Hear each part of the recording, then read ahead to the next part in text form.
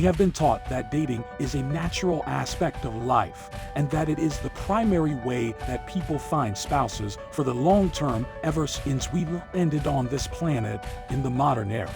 Cooperations that none of us ever consider. Dating, on the other hand, is the worst approach and fails for most people, both men and women.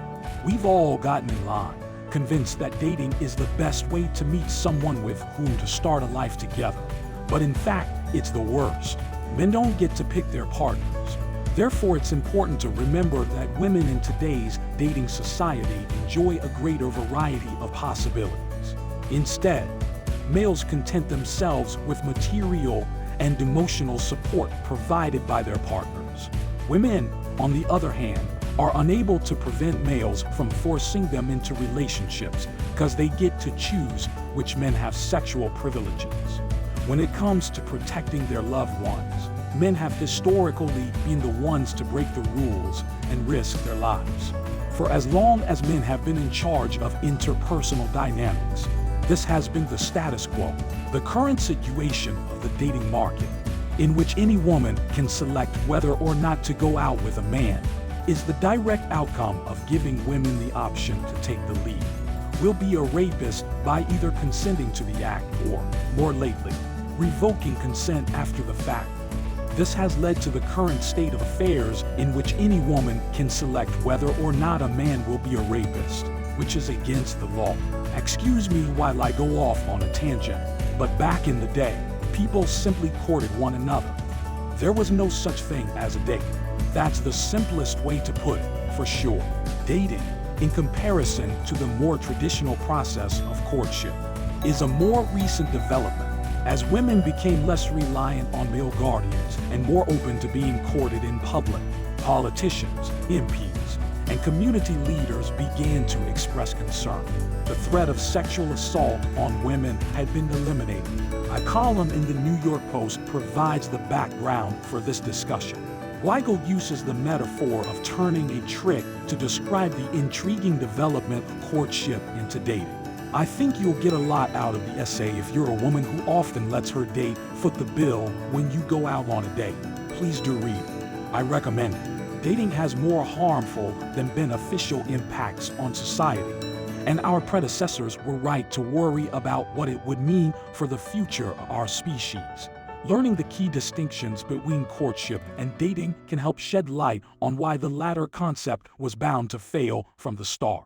Let's use this film as a prism through which to examine the parallels and dissimilarities between courtship and dating. According to this theory, courtship serves to strengthen the emotional bonds between a couple before they decide to spend the rest of their lives together. Accountability and dedication are crucial. You're promising to leave your eternal happiness in God's hands as you look for love. Dating, on the other hand, rarely leads to any sort of lasting commitment. Get to know each other well and build a solid rapport before tying the knot. People who are looking for a meaningful long-term commitment should not participate in the dating scene. Instead, dating is a numbers game played with the expectation that at least one partner will be gainfully employed. Dating is not for those who are serious about these things, and this is something that everyone can see. Therefore, dating is a tactic based on the expectation of future joy. Anyone who has ever been on a date knows that the only thing people have to go on is hope. And that's only because they have the option to have sexual encounters. This is a short-term tie with no set destination. It's a really accurate depiction of the dating scene. In today's society, a date is primarily a means to an end: free food, cash, entertainment, and time away from a partner who demands all of one's attention. The major point here is that dating isn't the greatest way to get to know someone if you want to start a long-term relationship, get married, and have kids with them. Dating, on the other hand, is all about the present moment for both people involved.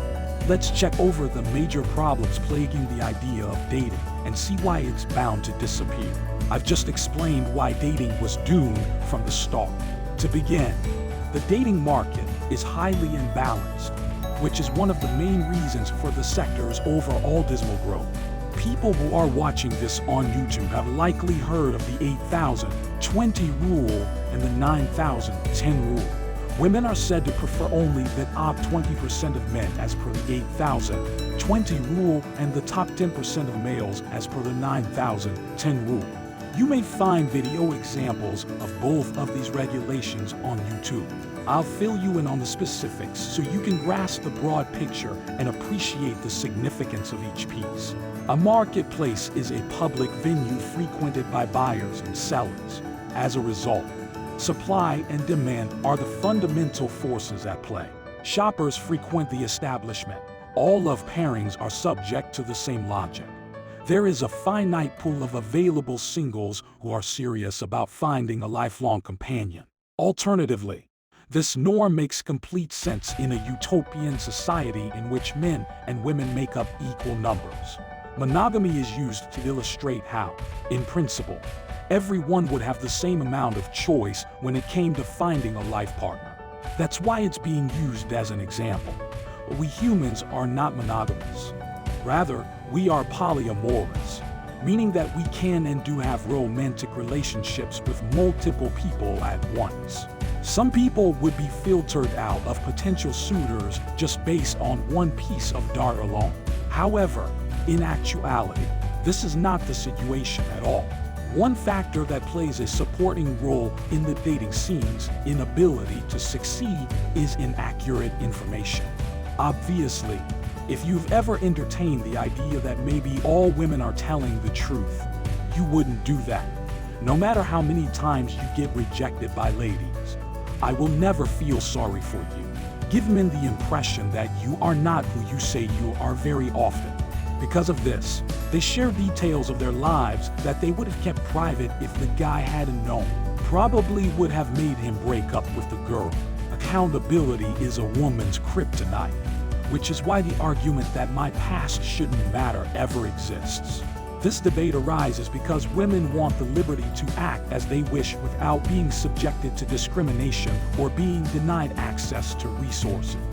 Men who are looking for a long-term partner and who don't want any surprises along the way may find this knowledge to be decisive in whether or not they continue dating the woman in question. A seller is guilty of fraud if a consumer who was seriously considering buying a car from them backs out because of false information the seller provided about the vehicle. When the car starts acting up, he has every right to be upset with the seller. Nonetheless, he was taken aback to see that the cost of repairs was significantly higher than he had anticipated. The same holds true in love partnerships. Often, women would go to great measures to deceive their partners, selling them on an idealized image of themselves when, in reality, he would have left them for good if he knew the whole truth about them.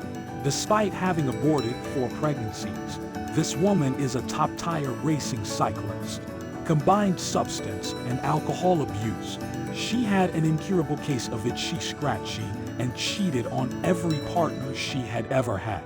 She needs to be honest with her new partner so he can make an informed decision about whether or not to commit to a long-term relationship with her.